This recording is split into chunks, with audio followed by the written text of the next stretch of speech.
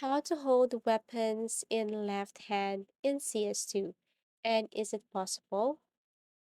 So I will be giving you at least three questions and of course three answers that is related to that. So the first question is there a CL right hand command in CS2? So CS2 unfortunately or currently lacks the CL right hand command, which is unfortunate. Although CS2 is not yet out, the majority of CSGO gamers can sign up for the open beta for free. Now the second question is there an in-game option to hold a weapon in left hand in CS2?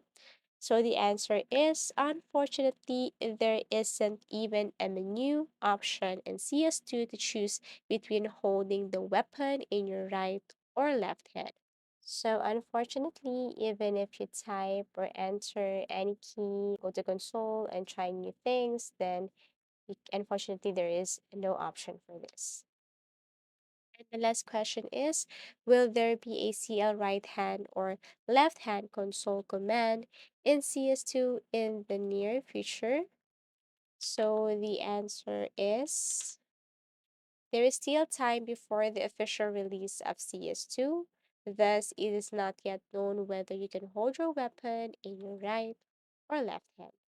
As easy as that. Thank you so much for watching and see you again in our next videos.